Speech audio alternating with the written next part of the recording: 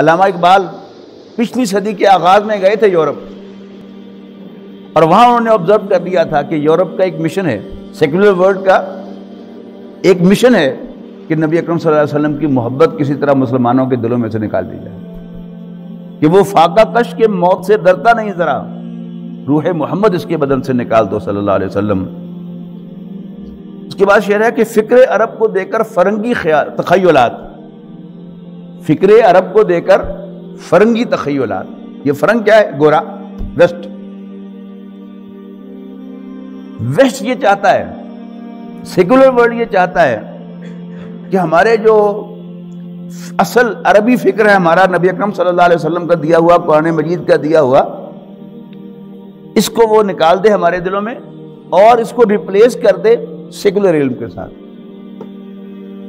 اب ہم میں سے جو شخص بھی اسکول گیا اور پھر کالج گیا، یعنی اس نے سیکولر تعلیم حاصل کی، تو اس تعلیم نے اس کا ایک مائنڈ سیٹ بنایا کہ حقیقی وجود صرف اسی شے کا ہے جو آنکھوں سے نظر آئے، کانوں سے سنائی دے، اس کا کوئی ذائقہ ہو، اس کی کوئی اسمیل ہو، یا وہ ہاتھ سے چھوئی جا سکے، یا کم از کم ان ذرائع سے ویریفائی ہو سکے۔ اور جو چیز نہ حواس خمسہ کی گرفت میں آئے براہ راست اور نہ حواس خمسہ ان کو ویریفائی کر سکے۔ یہ ویریفائی کرنے والی بات بھی سمجھ لیں کہ سائنس کا کلیم ہے کہ ہر جگہ الیکٹرو میگنیٹک ویوز پھیلی ہوئی ہیں پوری کائنات کے اندر، لیکن نہ سنائی دیتی ہیں، نہ دکھائی دیتی ہیں، نہ کوئی ذائقہ، نہ کوئی خوشبو۔ لیکن ابھی میرے فون کی گھنٹی بجے گی اور میں کراچی کسی سے بات کر لوں گا، معلوم ہو گیا کہ ہاں کوئی ہیں ایسی ویوز جن کے ذریعے سے میں نے کراچی بات کر لی ہے۔ آپ کو فون ہے آپ کے ہاتھ میں، آپ نے اس کو آن کیا، وائی فائی کلک کیا، تو آپ کو نظر آ گیا کہ یہاں اتنے سگنل جو ہے وہ پہنچ رہے ہیں، اور آپ کے پاس کسی کا بھی پاس ورڈ ہے، آپ اگر وہ انٹر کریں گے تو آپ پوری دنیا کے ساتھ کنیکٹ ہو جائیں گے۔ معلوم ہوا کہ یس، الیکٹرو میگنیٹک ویوز ہے۔ جبکہ ہمارا مائنڈ سیٹ جو قرآن مجید بنانا چاہتا ہے، ہمارا دین بنانا چاہتا ہے، وہ کیا ہے؟ یؤمنون بالغیب، کہ حضرت محمد مصطفیٰ صلی اللہ علیہ وسلم کو اللہ کا رسول مان کر بن دیکھے ان کی بتائی ہوئی ہر بات کو ماننا، یہ ایمان کا تقاضا۔ قرآن مجید کا پہلا جملہ کیا ہے؟ الف لام میم کے بعد ذالک الکتاب لا ریب فیہ ھدی للمتقین الذین یؤمنون بالغیب۔ تو جب حضور صلی اللہ علیہ وسلم کو نکال دیا بطور رسول، تو وہ غیب کا علم بھی ہمارے دلوں میں سے نکال دیا بڑی صفائی کے ساتھ۔ اور آپ میں سے جن لوگوں نے فزکس پڑھی ہے وہ آئنسٹائن کی ایک ایکویشن E=mc² کو مانتے ہیں، لیکن جتنا یقین ہمیں اس ایکویشن پر ہے، حالانکہ ہم میں سے کسی نے وہ کر کے نہیں دیکھا کہ اگر کسی چیز کو روشنی کی رفتار سے حرکت دی جائے تو وہ انرجی بن جائے گی، توانائی میں تبدیل ہو جائے گی، لیکن ہر فزکس کا طالب علم وہ اس بات کو مانتا ہے کہ ہو جائے گی۔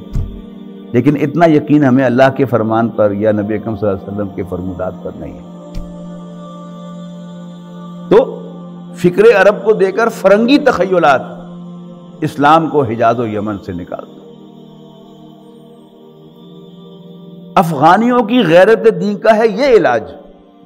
جو افغانستان کو پچھلے 25-30 سال کی تاریخ کو ذہن میں لائیے کہ افغانستان وہ ملک ہے جس نے 3 بڑی طاقتوں کو شکست دی۔ پہلے انگریز کو شکست دی، پھر روس کو شکست دی، اور اب پورے نیٹو کو شکست دی، امریکہ کے سارے حواریوں کو۔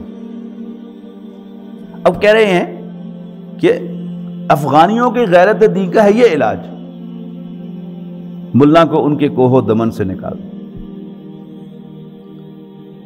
غیرت یہ پٹھان کا شعار ہے، پٹھان اس پر مرتا ہے اپنی غیرت پر، زیادہ انہوں نے کسی فورن ایگریشن کو قبول نہیں کیا۔ اب یہ جو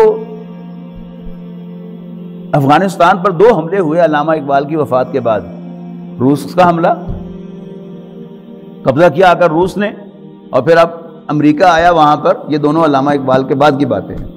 لیکن علامہ اقبال یوں سمجھیے کہ اس کی خبر دے کر گئے ہیں کہ افغانیوں کی غیرت دین کا ہے یہ علاج، ملا کو ان کے کوہ دمن سے نکال دو، کہ اور لوگ خواہ افغانی ہوں گے جو وہاں حکومت کریں گے۔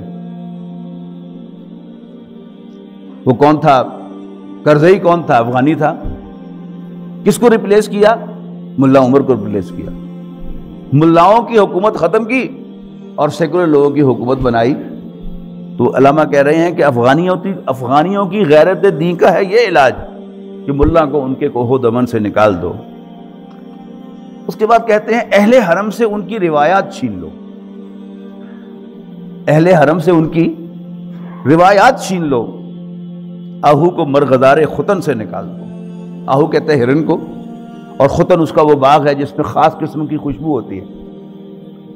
ہماری روایات تھی بڑی خوبصورت روایات، اور بڑی صفائی سے آج ہمیں خاص طور پر ہمارے نوجوانوں کو روایات کا باغی بنا دیا گیا ہے۔ دیندار مسلمان نوجوان جو دین میں بڑے ایکٹیو ہیں، لیکن انہیں روایت کے نام سے چڑ ہے۔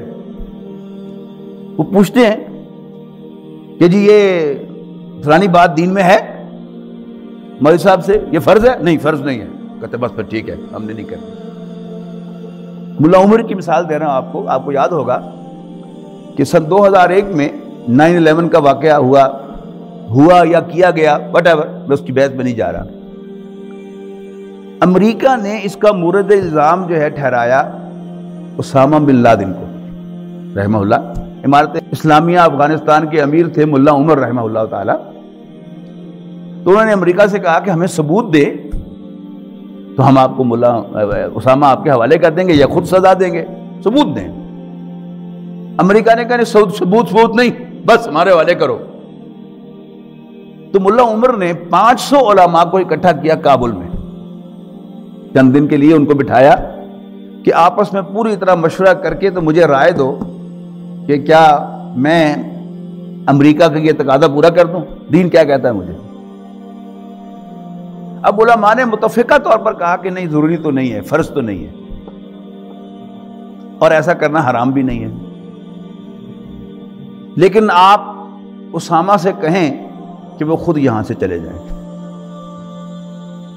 جن کو یاد ہے ملا عمر کا جواب، انہوں نے کیا کہا تھا کہ اگرچہ جائز ہے، علماء نے مجھے بتا دیا ہے، لیکن یہ افغانیوں کی روایت کے خلاف ہے کہ اپنے مہمان سے ہم کہیں کہ تم چلے جاؤ۔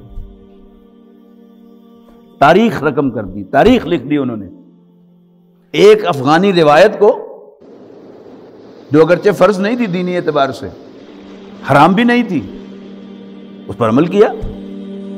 قاعدہ کیا ہے کہ ہماری جو روایات ہیں، اگر کوئی روایت قرآن و سنت کے ساتھ ٹکراتی نہیں ہے تو وہ ہمارے لیے بڑے قیمتی اثاثہ ہے، لیکن اب ہم ان سب کو ڈس اون کر چکے ہیں۔ اس کی چند اور مثالیں میں آپ کو دیتا ہوں۔ ہماری ایک روایت تھی، جب موبائل فون نہیں آیا تھا، ہماری ایک روایت تھی کہ جب بھی لینڈ لائن فون کی PTCL کی فون کی گھنٹی بجتی تھی تو گھر کا کوئی مرد فون اٹھاتا تھا یا گھر کی بڑی خاتون فون اٹھاتی تھی۔ بہوؤں کو اور بچیوں کو فون اٹھانے کی اجازت نہیں ہوتی تھی، یاد ہے آپ کو؟